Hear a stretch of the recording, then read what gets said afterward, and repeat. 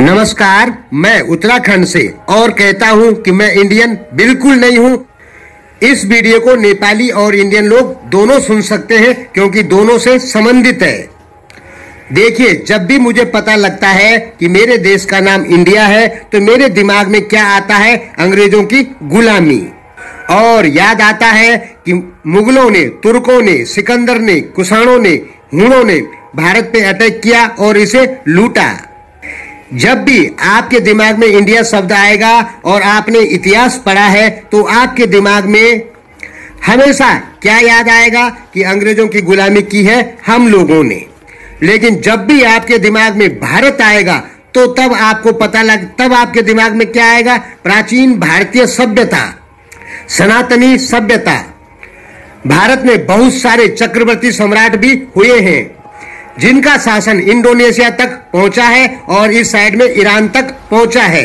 यानी बहुत सारे चक्रवर्ती सम्राट भी भारत में हुए हैं। तो जब भी आपके दिमाग में भारत याद आता है तो एक संपन्न देश याद आता है। और जब आप अपने को इंडियन कहते हैं तो हमारे दिमाग में आता है अंग्रेजों की गुलामी और एक मजबूर भारत जिसे बार बार विदेशियों द्वारा लूटा गया।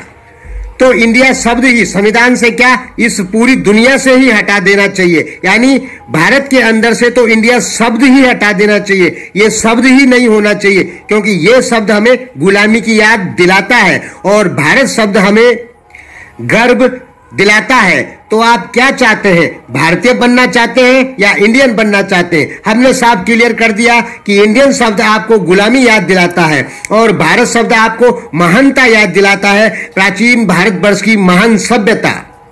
देखिए, इंडिया और भारत दोनों पुराने शब्द हैं। इंडिया का मतलब होता है सिंधिया, सिंधु घाटी की सभ्यता। तो होता क्या था? अरब के लोग सा शब्द का उच्चारण नहीं कर पाते थे तो वो सिंधिया लोगों को हिंदिया कहते थे। और अंग्रेज लोग हा शब्द का उच्चारण नहीं कर पाते थे, सिकंदर आदि लोग, तो वो लोग इंडिया कहने लग गए। तो इंडिया शब्द भी 3000-4000 साल पुराना है। सही से बोले तो जब से सिंधु घाटी की सभ्यता चालू हुई तो इंडिया शब्द भी उतना ही पुराना है। हिंदिया यानी हिंदू शब्द भी उतना ही पुराना है और आपको बहुत सारी किताबों में हिंदू शब्द मिल भी जाएगा। लेकिन हिंदिया से इंडिया बना, हिंदू से सिंधु से हिंदू बना, हिंदू से हिंदियन सिंधियन बना और सिंधियन से इंडियन बना क्योंकि विदेशी लोग शब्दों का उच्चारण सही नहीं कर पाते थे। तो भारत और इंडिया दोनों ही प्राचीन शब्द हैं। लेकिन जब भी दिमाग में इंडिया याद आता है तो साफ क्लियर लगता है कि ये शब्द हमें विदेशियों ने दिया। लेकिन जब भारत का नाम याद आता है तो याद आता है कि ये शब्द हमारे जो प्राचीन सम्राट हुए चक्रवर्ती उन्होंने हमें दिया, प्राचीन ऋषि मुनियों ने हमें भारत शब्द दिया।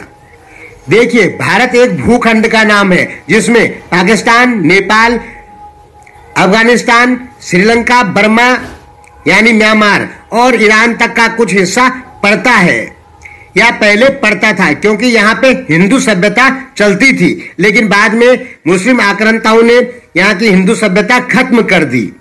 अब लास्ट में दो ही देश बचे, आज का इंडिया और नेपाल, जो कि भारत के देश हैं। यानी अगर हम आज की डेट पे किसी देश को भारत कह सकते हैं तो वो हो सकता है नेपाल और इंडिया। देखिए, नेपाल में भी देवनागरी लिपि चलती है, गुजराती ब्राह्मणों की लिपि जो वो लोग लिखते हैं, और भारत में भी वही चलती है, पाकिस्तान में भी वही चलती है। ध्यान में रखिए, उर्दू की जो लिपि है वो हिंदी से मिलती जुलती है, अल्फाबेटिकल है वो। जैसे चाइनीज लिपि है वो अल्फाबेटिकल नहीं है, तिब्बत की भी अल्फाबेटिकल है। यानी तिब्बत की जो लिपि है, नेपाल की, भारत की जो लिपियां हैं, ये सब एक ही लिपि है। तो इसे हम कह सकते हैं भारत वर्ष जो पहले था, जहां पर भारत की लिपियां चलती हैं। तो इसमें बहुत सारे देश आते हैं। भारत में कौन कौन आता है? आज का इंडिया, नेपाल, बांग्लादेश, म्यांमार, श्रीलंका, अफगानिस्तान, पाकिस्तान। ये कैसे पता लगता है कि भारत में इतने देश आते? इन देशों की लिपियों को देखकर, प्राचीन जो लिपियां हैं, इनके जो शब्द हैं, उनको देख के पता लगता है कि ये भारत के हिस्से थे कभी। हाँ, कुछ बेवकूफ लोग हैं कम्युनिस्ट, वो कह सकते हैं कि भाई भारत नाम का कोई देश नहीं था, तो उनको मैं कहता हूं कि आप जाइए और पागलों के अस्पताल में अपना इलाज कराइए, क्योंकि भारत एक भूखंड को बोलते हैं और इसमें कई सम्राट हुए हैं।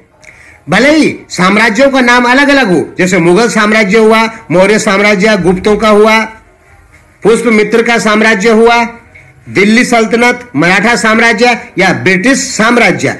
साम्राज्य कोई भी रहे हो, लेकिन जगह का नाम हमेशा भारत ही रहा है, क्योंकि यहाँ पे जितने भी लोग हुए हैं वो प्राचीन समय में अपने को भारतीय ही कहते थे, इंडियन कोई नहीं कहता था। इंडियन तो तब बोलने लग गए जब अंग्रेज लोग आ गए। सीधा आप ये समझे कि जब भी हम इंडिया शब्द का नाम सुनते हैं तो हमारे दिमाग में गुलामी याद आ जाती है, लेकिन जब हम भारतवर्ष या भारत का नाम सुनते हैं तो हमारे दिमाग में प्राचीन और एक संपन्न सोने की चिड़िया भारत याद आता है।